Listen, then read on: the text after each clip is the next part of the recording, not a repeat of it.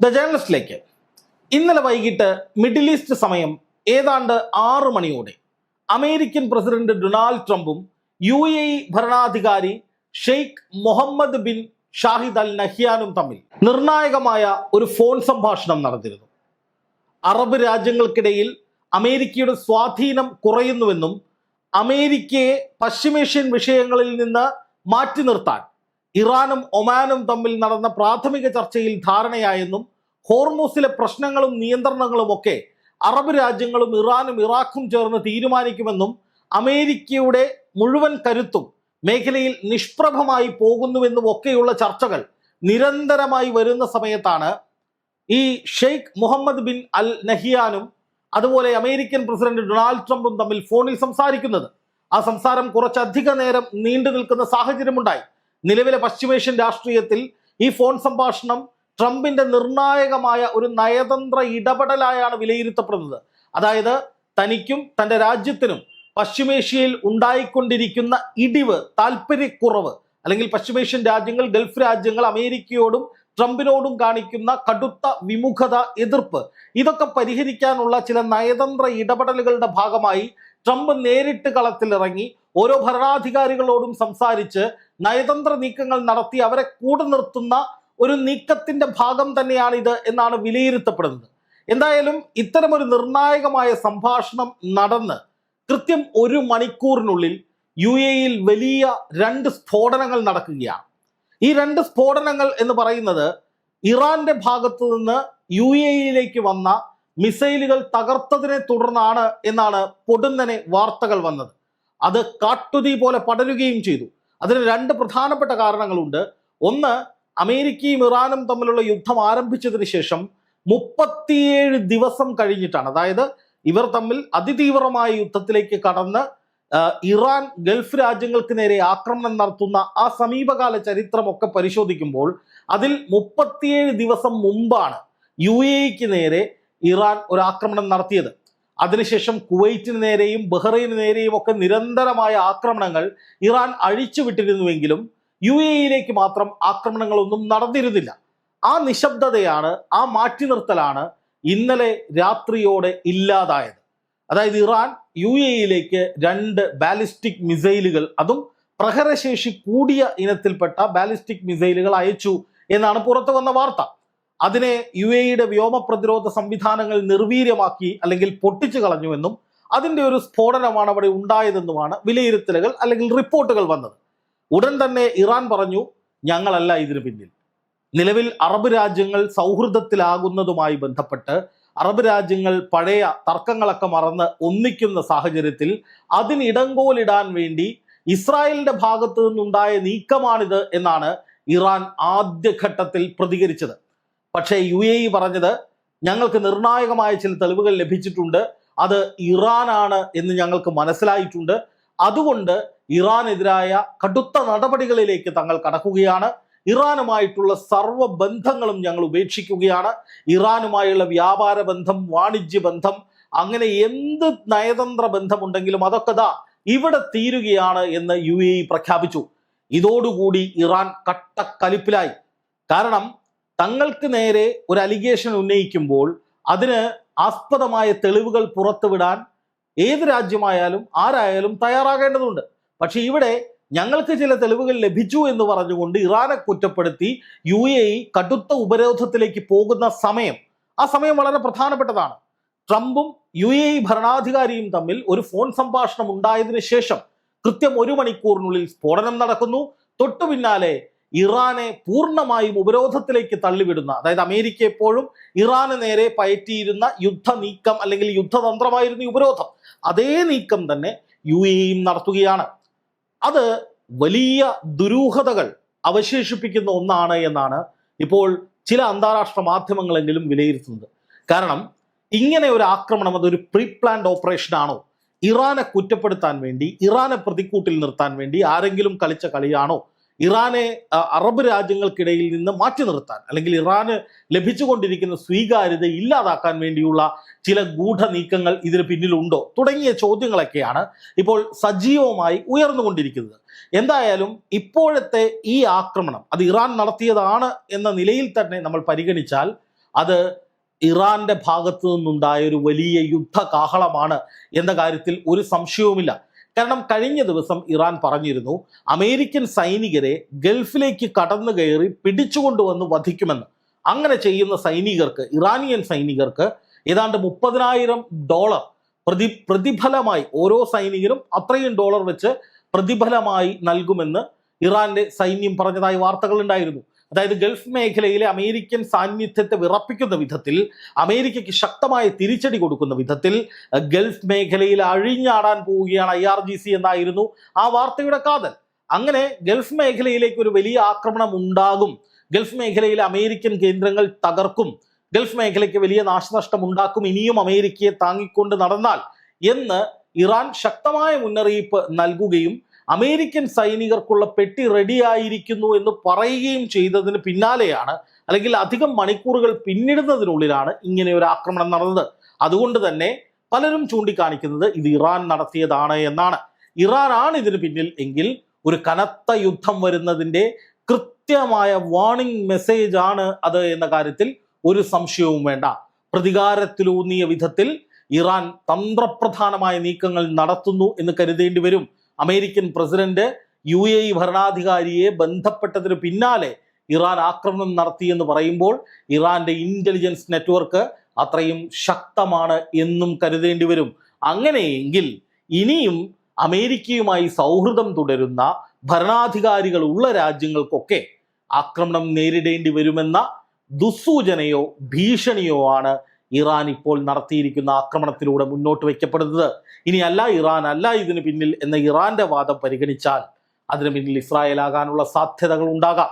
കാരണം ഇസ്രായേലിനെ സംബന്ധിച്ച് ഈ പശ്ചിമേഷ്യയിൽ ഒരു സമാധാനം ഉണ്ടാകുന്നത്, ഇറാൻ കൂടുതൽ രാജ്യങ്ങളുമായി സൗഹൃദം സ്ഥാപിക്കുന്നത്, ഹോർമൂസിലെ കാര്യങ്ങൾ ഇറാൻ നിയന്ത്രിക്കുന്നത്, അതിലൂടെ കടന്നു പോകുന്ന കപ്പലുകളിൽ നിന്ന് ഇറാൻ ടോൾ പിരിക്കുന്നത് ഒന്നും ഇസ്രായേലിന് ഒരിക്കലും അംഗീകരിക്കാൻ കഴിയാത്ത കാര്യമാണ്. അങ്ങനെ വരുമ്പോൾ ഇസ്രായേൽ വിചാരിക്കുന്നതിനപ്പുറത്തേക്ക് ഇറാൻ വളരുകയും ഇറാന്റെ ആണവ പരീക്ഷണങ്ങൾ കൂടുതൽ സുഗമമായി നടക്കുകയും അമേരിക്ക ഉപരോധിച്ചാലും ഇല്ലെങ്കിലും ഇറാന് വളരാനുള്ള സാഹചര്യങ്ങൾ ഗൾഫ് രാജ്യങ്ങൾ ഒരുക്കി കൊടുക്കുന്ന ഒരു തന്ത്രപരമായ സാഹചര്യം ഇറാൻ സൃഷ്ടിക്കുകയും ചെയ്യും. അത് ഇസ്രായേലിനെ സംബന്ധിച്ച് ആത്മഹത്യാപരമാണ്. ഇറാൻ തകർന്നേ പറ്റൂ എന്ന നിലപാട് തന്നെയാണ് ഇസ്രായേലിന്. ഇറാൻ നശിച്ചാൽ ഏറ്റവും അധികം സന്തോഷിക്കുന്ന രാജ്യം ഇസ്രായേലാണ്. അതുപോലെ തന്നെ ഇറാൻ വളർന്നാൽ ഏറ്റവും അധികം ദുഃഖിക്കുകയും ഭയപ്പെടുകയും ചെയ്യുന്ന രാജ്യവും ഇസ്രായേലാണ്. അതുകൊണ്ട് തന്നെ ഇറാനെ മറ്റ് ഗൾഫ് രാജ്യങ്ങൾ ചേർത്ത് നിർത്തുന്നതിൽ, അല്ലെങ്കിൽ ഇറാനും ഗൾഫ് രാജ്യങ്ങളും തമ്മിലുള്ള പ്രശ്നങ്ങൾ ഇല്ലാതാകുന്നതിൽ ഏറ്റവും അധികം ബുദ്ധിമുട്ടുള്ള രാജ്യം ഇസ്രായേലും ഏറ്റവും അധികം അത് ദുസ്സഹമായി അനുഭവിക്കേണ്ടി വരുന്ന ഭരണാധികാരി നെതന്യാഹുവുമായിരിക്കും. അതുകൊണ്ട് തന്നെ ഇവരെയൊക്കെ തമ്മിൽ തെറ്റിക്കാൻ വേണ്ടി നെതന്യാഹു നടത്തിയ ഒരു ഓപ്പറേഷനാണോ ഇത് എന്ന ഇറാന്റെ വാദം അത് അങ്ങനെ തന്നെ നിൽക്കുന്നു. അതിന്മേലും ചർച്ചകൾ തുടങ്ങിയിട്ടുണ്ട്. എന്തായാലും UAE-യിൽ ഇതുമായി ബന്ധപ്പെട്ടൊരു ഭീതി ഉടലെടുത്തിട്ടുണ്ട് എന്നുള്ളതാണ് ഇതിൽ ഏറ്റവും പ്രധാനപ്പെട്ട കാര്യം. ഇപ്പോൾ പലരും കമന്റ് ബോക്സിൽ പറയും UAE-യിൽ ഞങ്ങൾ കണ്ടില്ലല്ലോ, UAE-യിൽ ഒന്നും സംഭവിച്ചിട്ടില്ല, ഇവിടെ ഒരു പ്രശ്നവുമില്ല. ശരിയാണ്, UAE-യിൽ 37 ദിവസങ്ങൾക്ക് ശേഷം അവിടെയുള്ള ജനങ്ങളുടെ മൊബൈലുകളിലേക്ക് ഒരു മെസ്സേജ് അലർട്ട് വന്നു. ആ അലർട്ടിൽ പറയുന്നത് ഒരു ആക്രമണ സാധ്യതയുണ്ട്, എല്ലാവരും നിങ്ങളുടെ ഇടങ്ങളിൽ തുടരണം. അതായത് ഇന്നലെ മിഡിൽ ഈസ്റ്റ് സമയം 7 മണിയോടുകൂടിയാണ് ഈ മെസ്സേജ് വന്നത് എന്നാണ് വാർത്തകൾ. അപ്പോൾ ആ സമയത്ത് എല്ലാവരും അലർട്ടായിരിക്കൂ, ആക്രമണത്തിന് സാധ്യതയുണ്ട്, നിങ്ങൾ സുരക്ഷിതരായി തുടരണം എന്ന് പറഞ്ഞ് മെസ്സേജ് വരുന്നു. ഏതാണ്ട് 5-6 മിനിറ്റിനുള്ളിൽ അടുത്ത മെസ്സേജ് വരുന്നു, പ്രശ്നങ്ങളൊന്നുമില്ല, എല്ലാം അവസാനിച്ചിരിക്കുന്നു, നിങ്ങൾ തുടർന്ന് ജോലികളിൽ തുടരൂ എന്നാണ് അടുത്ത മെസ്സേജ് വന്നത്. അപ്പോൾ ഏതാണ്ട് 5-10 മിനിറ്റ് നേരം മാത്രം നീണ്ടുനിന്ന ഒരു ആക്രമണ ശ്രമമാണ് ഉണ്ടായത്. ആ മിസൈലുകൾ കടലിൽ വീണു എന്നാണ് പറയുന്നത്. അതുപോലെ തന്നെ അതോടൊപ്പം ചേർത്ത് വന്ന മറ്റൊരു വാർത്ത, ഇതിലൊരു മിസൈല് പ്രധാനമായി UAE-യുടെ ഏറ്റവും പ്രധാനപ്പെട്ട ജബലൈലി പോർട്ട് ലക്ഷ്യമാക്കി വന്നതാണ് എന്നുള്ളതായിരുന്നു. അതായത് ജനവാസ കേന്ദ്രങ്ങളിലേക്ക് ഇറാൻ ആക്രമണം നടത്താൻ പോകുന്നു എന്നതിൻ്റെ സൂചനയായി വേണമെങ്കിൽ ഈ ആക്രമണ ശ്രമത്തെ നമുക്ക് വിലയിരുത്താൻ സാധിക്കും. അങ്ങനെയൊക്കെയാണ് ഇറാൻ പദ്ധതി ഇട്ടിരിക്കുന്നത് എങ്കിൽ, അതായത് ജനവാസ മേഖലകൾ, തുറമുഖങ്ങൾ, UAE-യുടെ അടക്കമുള്ള കുവൈറ്റിൻ്റെയും ബഹ്റൈൻ്റെയും ഒക്കെ തന്ത്രപ്രധാനമായ കേന്ദ്രങ്ങളല്ലാതെ ജനങ്ങളെ നേരിട്ട് ബാധിക്കുന്ന ഇത്തരം പല പ്രധാനപ്പെട്ട പ്രദേശങ്ങളും ഒക്കെ ലക്ഷ്യമിട്ടാണ് ഇറാൻ ഇനി ആക്രമിക്കാൻ പോകുന്നത് എങ്കിൽ അതീവ ഗുരുതരമായ ഒരു തീരുമാനത്തിലേക്ക് ഇറാൻ എത്തിയിരിക്കുന്നു എന്ന് വേണം കരുതാൻ. ആ തീരുമാനം എന്ന് പറയുന്നത് എന്താണ്? കനത്ത യുദ്ധം വരാൻ പോകുന്നു. ഈ ഒരു തരത്തിലുള്ള വിട്ടുവീഴ്ചയുമില്ലാതെ, ഒരു തരത്തിലുള്ള ചർച്ചകൾക്കും അടിസ്ഥാനമില്ലാതെ, ഒരു ചർച്ചകൾക്കും വഴിപ്പെടാതെ, ഒരു തരത്തിലുള്ള അനുനയ നീക്കത്തിനും ഇട നൽകാത്ത വിധത്തിൽ അതിശക്തമായിട്ടുള്ള പ്രഹരങ്ങളായിരിക്കും ഇനി ഇറാന്റെ ഭാഗത്ത് നിന്നുണ്ടാവുക എന്ന് വേണം കരുതാൻ. ഇതിനിടയിൽ കരയുദ്ധത്തിലേക്ക് നീങ്ങുന്നു എന്ന സൂചന ഇറാൻ നൽകി കഴിഞ്ഞു. അതാണ് പറഞ്ഞത്, ഗൾഫ് മേഖലയിലേക്ക് കടന്നു കയറി അവിടെ നിന്ന് അമേരിക്കൻ സൈനികരെ അവരുടെ സൈനിക താവളങ്ങളിൽ നിന്ന് പിടിച്ച് ഇറാനിലേക്ക് കൊണ്ടുവരും, അവിടെ വെച്ച് വധിക്കും എന്ന് ഇറാൻ പറയണമെങ്കിൽ അവർ കരയുദ്ധത്തിനുള്ള ഒരു മോട്ടീവിലേക്ക് കടന്നിരിക്കുന്നു എന്ന് വേണമെങ്കിൽ നമുക്ക് പറയാൻ സാധിക്കും. അങ്ങനെയെങ്കിൽ 15 ലക്ഷത്തോളം വരുന്ന സൈന്യമാണ് ഇറാനുള്ളത്. ആ സൈന്യത്തെ ബീറ്റ് ചെയ്യാനുള്ള കപ്പാസിറ്റി അമേരിക്കയ്ക്കില്ല. അത് ചരിത്രപരമായ നീക്കമായിരിക്കും. ഇതുവരെ അമേരിക്കയ്ക്ക് നേരെ മിഡിൽ ഈസ്റ്റിൽ നടന്നിട്ടുള്ള സകല പ്രതിരോധങ്ങളുടെയും ആക്രമണങ്ങളുടെയും ഒക്കെ ചരിത്രം മാറ്റിയെഴുതുന്ന വിധത്തിലുള്ള ഭയാനകമായ ഒരു സ്ഥിതിവിശേഷത്തിലേക്ക് ഈ കാര്യങ്ങളെ ലിഫ്റ്റ് ചെയ്യാനായിരിക്കും ഇറാൻ ശ്രമിക്കുക എന്ന് വേണം കരുതാൻ. അങ്ങനെയുള്ള ഒരു നീക്കമാണ് ഇറാന്റെ ഭാഗത്ത് നിന്ന് ഉണ്ടായിരിക്കുന്നത് എങ്കിൽ, അതായത് ഈ ആക്രമണത്തിന് പിന്നിൽ UAE ജനവാസ മേഖലകൾ കൂടി ലക്ഷ്യമിട്ടുകൊണ്ടുള്ള ഇറാന്റെ തലച്ചോറാണ് പ്രവർത്തിച്ചിട്ടുള്ളത് എങ്കിൽ ഒരു സംശയവും വേണ്ട, വരും ദിവസങ്ങളിൽ പശ്ചിമേഷ്യ നിന്ന് കത്തും. അമേരിക്കൻ കേന്ദ്രങ്ങൾക്ക് ഇതുവരെ സ്വപ്നം കാണുക പോലും ചെയ്യാത്ത വിധത്തിലുള്ള അതിഭയാനകമായ പ്രഹരമുണ്ടാകും. അതിലേക്കാണ് ഇറാൻ കാര്യങ്ങളെ വലിച്ചു കൊണ്ടുപോകുന്നത് എന്ന് തോന്നിപ്പിക്കുന്ന വിധത്തിലാണ് ഇപ്പോൾ നടക്കുന്ന കാര്യങ്ങൾ. അതായത് ഗൾഫ് രാജ്യങ്ങളോട് വീണ്ടും വീണ്ടും ഇറാൻ പറയുകയാണ്. ഇപ്പോൾ ഒമാനുമായി ഇറാൻ ചർച്ച നടത്തി, ഹോർമൂസിൽ ടോൾ പിരിക്കുന്നത് അടക്കമുള്ള വിഷയങ്ങൾ ചർച്ച ചെയ്തു. അവിടുത്തെ ഉപരോധം അവസാനിപ്പിച്ച് കപ്പലുകൾ കടത്തിവിടാം, അത് നമ്മളുടെ നിയന്ത്രണത്തിലൂടെ അതിലെ പോകട്ടെ, അമേരിക്കയെ നമുക്ക് മാറ്റി നിർത്താം എന്ന നിലയിലാണ് ഇറാൻ സ്വീകരിക്കുന്ന തന്ത്രപരമായ സ്ട്രാറ്റജി. അത് നടപ്പാകാൻ പോവുകയാണെങ്കിൽ അത് അമേരിക്കയ്ക്ക് വലിയ പ്രഹരമായിരിക്കും. പശ്ചിമേഷ്യയിൽ നിന്ന് ഇതുവരെ കിട്ടാത്ത നയതന്ത്രപരവും ഒപ്പം മറ്റ് പല ആസ്പെക്റ്റുകളിലും ഒരു വലിയ പ്രഹരമായിരിക്കും. അപ്പൊ അങ്ങനെ ഒരു തന്ത്രം ഇറാൻ മെനഞ്ഞ് നടപ്പാക്കിക്കൊണ്ടിരിക്കുമ്പോൾ അറബ് രാജ്യങ്ങൾ അതിൽ 50-50 ചാൻസ് ഇല്ല. അതായത് ഒരു ആശങ്കയോടുകൂടി വേണോ വേണ്ടയോ എന്ന മട്ടിൽ അറബ് രാജ്യങ്ങൾ നിൽക്കുകയാണ് എന്ന് ഇറാൻ മനസ്സിലാക്കുന്നു. അപ്പോൾ അറബ് രാജ്യങ്ങൾക്കുള്ളൊരു മുന്നറിയിപ്പാണ് UAE കയറിയുള്ള ഒരു ആക്രമണം. അങ്ങനെ വേണം അതിനെ കാണാൻ. അതായത് UAE പറയുകയാണ്, അല്ലെങ്കിൽ മറ്റ് അറബ് രാജ്യങ്ങളോട് പറയുകയാണ്, ഞങ്ങൾ ഇത്രയും നാൾ തൊടാതെ വെച്ചിരുന്ന UAE പോലും ആക്രമിക്കാൻ, അവിടുത്തെ ജബലയിലെ പോർട്ടിലേക്ക് പോലും ആക്രമണം നടത്താൻ ഞങ്ങൾക്കൊരു മടിയുമില്ല. അപ്പോൾ നിങ്ങൾക്ക് ഇനിയും അമേരിക്ക പറയുന്നത് കേട്ടുകൊണ്ട് ഞങ്ങളുടെ തീരുമാനത്തെ അംഗീകരിക്കാതെ മാറി നിൽക്കുകയോ അമേരിക്കയ്ക്ക് ഏതെങ്കിലും തരത്തിൽ ഇടപെടൽ നടത്താൻ വേണ്ടിയിട്ടുള്ള കളമൊരുക്കി കൊടുക്കുകയോ ഒക്കെ ചെയ്യുകയാണെങ്കിൽ നിങ്ങളുടെ അവസ്ഥ അതിദയനീയമായിരിക്കും, പരമദയനീയമായിരിക്കും.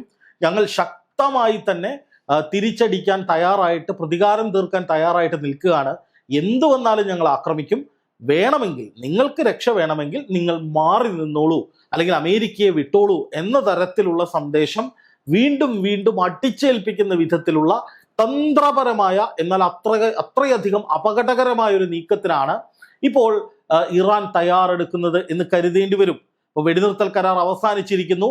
വെടിനിർത്തൽ കരാറിന് ശേഷം എന്ത് എന്നുള്ള ചോദ്യം ലോകം മുഴുവൻ ആശങ്കയോടെ ചോദിക്കുകയാണ്. അപ്പൊ അങ്ങനെ ഒരു വെടിനിർത്തൽ കരാർ നിലവിൽ വന്നതിന് ശേഷം ഇറാൻ നിശബ്ദമായി ഇരുന്നതായിരുന്നു. ആദ്യം അമേരിക്കയാണ് ഇറാനിലേക്ക് കയറി ആക്രമണം നടത്തിയത്. വെടിനിർത്തൽ കരാർ ലംഘിക്കുന്ന വിധത്തിൽ കപ്പലുകൾ റീറൂട്ട് ചെയ്ത് വിട്ടതിനെ തുടർന്നാണ് സംഘർഷം പൊട്ടിപ്പുറപ്പെട്ടത്. അതിനെ ഇറാൻ ചോദ്യം ചെയ്തു. ആ കപ്പലുകൾക്ക് നേരെ ആക്രമണം നടത്തി. പ്രകോപിതരായ അമേരിക്ക തിരിച്ചടിച്ചു. പിന്നെ അതൊരു വലിയ യുദ്ധമായി മാറി. അതാണ് ഇപ്പോൾ നമ്മൾ കാണുന്ന ഘട്ടം. ആ ഘട്ടത്തിൽ അമേരിക്ക ഒരു ഘട്ടം എത്തിയപ്പോൾ പൊടുന്നനെ പിന്മാറുകയാണ്. ആയുധങ്ങളില്ല, പ്രതിരോധ സംവിധാനങ്ങളില്ല. അമേരിക്കയിലെ ഉന്നത ഉദ്യോഗസ്ഥർ 2 തട്ടിലാകുന്നു. ഈ യുദ്ധവുമായി മുന്നോട്ട് ഇനിയും പോയി കഴിഞ്ഞാൽ അമേരിക്കയിൽ ഉൾപ്പെടെ ഇന്ധനവില കുതിച്ചുയരുമെന്ന് തിരിച്ചറിയുന്നു. ട്രംപിന്റെ ജനപ്രീതി ഏതാണ്ട് 30% വീണ്ടും പിടിക്കുന്നു. അങ്ങനെ മൊത്തത്തിൽ അമേരിക്കയിൽ വലിയ തകർച്ച, തിരിച്ചടി തുടർച്ചയായി കിട്ടാൻ തുടങ്ങിയതോടെ, ഇറാനെ നിയന്ത്രിക്കാൻ കഴിയാതെ വന്നതോടെയാണ് ശരിക്കും പറഞ്ഞാൽ അമേരിക്ക വെടിനിർത്തലിലേക്ക്, അല്ലെങ്കിൽ ഞങ്ങൾ ഇനി ഇറാനെ ആക്രമിക്കുന്നില്ല എന്ന നിലപാടിലേക്ക് പോയത്. മഹാമനസ്കത കൊണ്ടൊന്നുമല്ല, പക്ഷേ ഇറാൻ അവിടെ തന്ത്രപരമായി നീക്കം കൈക്കൊണ്ടു. ഞങ്ങൾ ഒരു ചർച്ചയ്ക്കുമില്ല, ഞങ്ങൾ പ്രതികാരം ചെയ്യും, പൂർണ്ണമായി ഞങ്ങളുടെ ആവശ്യം അംഗീകരിക്കാതെ, നിങ്ങൾ പിരിഞ്ഞു പോകാതെ, തിരിച്ചു പോകാതെ ഇനി ഒരു തരത്തിലുള്ള ചർച്ചയ്ക്കുമില്ല. അറബ് രാജ്യങ്ങൾ ഞങ്ങൾക്കൊപ്പം നിൽക്കുക, പശ്ചിമേഷ്യയിൽ നിന്ന് അമേരിക്കൻ സൈനിക കേന്ദ്രങ്ങൾ കെട്ടുകെട്ടിക്കുക, ഞങ്ങൾക്ക് ആനുപാതികമായ നഷ്ടപരിഹാരം നൽകുക, അങ്ങനെ ഒരുപാട് നിർദ്ദേശങ്ങൾ പറഞ്ഞുകൊണ്ട് ഇറാൻ പിടിച്ച പിടിയാലെ നിൽക്കുകയാണ്. അപ്പോൾ അതിലേക്ക് അമേരിക്കയെയും ഗൾഫ് രാജ്യങ്ങളെയും കൂടുതൽ വലിച്ചടുപ്പിക്കാൻ, തങ്ങളുടെ തീരുമാനങ്ങളിലേക്ക് എല്ലാവരെയും ഒപ്പുവെപ്പിക്കാൻ വേണ്ടി ഇറാൻ നടത്തുന്ന സമ്മർദ്ദങ്ങളുടെ ഭാഗമാണ് ഇപ്പോൾ നടക്കുന്ന ആക്രമണം എന്ന് വേണമെങ്കിൽ നമുക്ക് കരുതാം. ഇതിനിടയിൽ ഇറാൻ ആണവോർജം ഉപയോഗിക്കാൻ പോകുന്നു, ആണവായുധം ഉപയോഗിക്കാൻ പോകുന്നു എന്ന തരത്തിൽ ചില അമേരിക്കൻ ഉദ്യോഗസ്ഥർ ചർച്ചകൾ നടത്തിയതായി ഇസ്രായേൽ ഇന്റലിജൻസ് ഇതുമായി ബന്ധപ്പെട്ട് ചില വെളിപ്പെടുത്തലുകൾ നടത്തിയതുമായി വാർത്ത വരുന്നുണ്ട്. അമേരിക്കയിലെ ചില ഉദ്യോഗസ്ഥർ ഇറാന് നേരെ ആണവായുധം പ്രയോഗിച്ചുകൂടെ എന്ന് ചോദിച്ചതായി ചില റിപ്പോർട്ടുകളുണ്ട്. അതേസമയം തന്നെ ഇറാനിലെ ചില കേന്ദ്രങ്ങളിൽ നിന്ന് ഇറാൻ ആണവായുധം ഡെവലപ്പ് ചെയ്യുകയാണ്, അത് പ്രയോഗിക്കാൻ വേണ്ടി പോവുകയാണ് എന്ന് ഇസ്രായേൽ ഇന്റലിജൻസ് കണ്ടെത്തിയതായി ചില അന്താരാഷ്ട്ര വാർത്താ മാധ്യമങ്ങൾ കണ്ടെത്തിയിട്ടുണ്ട്, അല്ലെങ്കിൽ അവർ റിപ്പോർട്ട് ചെയ്യുന്നുണ്ട്. അപ്പോൾ യുദ്ധം കനക്കുകയാണ്, ഒരു രക്ഷയുമില്ലാത്ത തലത്തിലേക്ക് മാറാനുള്ള എല്ലാ സൂചനയും പ്രകടമാണ്. ഒരു കനത്ത യുദ്ധം, അതായത് നമുക്ക് പിടിച്ചാൽ കിട്ടാത്ത വിധത്തിൽ പശ്ചിമേഷ്യയെയും ലോകക്രമത്തെയും സാമ്പത്തിക മേഖലയും വാണിജ്യ മേഖലയെയും ഓഹരി മേഖലയും സകല മേഖലകളെയും തകർക്കുന്ന വിധത്തിൽ ഒരു അന്ത്യമില്ലാത്ത വിധത്തിലുള്ള കടുത്ത യുദ്ധത്തിലേക്ക്, വലിയ നാശം വരാൻ പോകുന്ന ഒരു കടുത്ത യുദ്ധത്തിലേക്ക് കാര്യങ്ങൾ മാറുന്നതിൻ്റെ ആപൽക്കരമായ ഭയാനകമായ ഒരു അവസ്ഥയാണ് ഇപ്പോൾ രൂപപ്പെട്ടു വരുന്നത്. പ്രത്യേകിച്ചും കരാർ കാലാവധി കഴിഞ്ഞതോടെ ഇനി ഞങ്ങൾക്കിഷ്ടമുള്ളത് ചെയ്യുമെന്ന നിലയിലേക്ക് ഇറാൻ കടുപ്പിച്ചതോടെ എന്തു ചെയ്യണമെന്നറിയാതെ നിലയില്ലാ കയത്തിൽ കൈകാലിട്ടടിക്കുന്ന ട്രംപിനെയാണ് നമുക്ക് കാണാൻ സാധിക്കുന്നത്. ഇറാനെ പിടിച്ചു നിർത്താൻ ആർക്കും കഴിയുന്നില്ല എന്നത് യാഥാർത്ഥ്യമായി നിൽക്കുന്നു. അപ്പോൾ ഈ യുദ്ധ സാഹചര്യം എങ്ങനെ അവസാനിപ്പിക്കാൻ കഴിയുമെന്നുള്ളതാണ് ലോകം ചോദിക്കുന്ന ചോദ്യം. ഒറ്റ ഉത്തരമേ ഉള്ളൂ ഇതിനെല്ലാം. കാരണക്കാരൻ ട്രംപാണ്. ട്രംപ് പിന്മാറാതെ, നിരുപാധികം ഇറാനോട് കീഴടങ്ങാതെ ഇറാൻ അടുക്കാൻ പോകുന്നില്ല, അവസാനിപ്പിക്കാൻ പോകുന്നില്ല. അതാണ് യാഥാർത്ഥ്യം.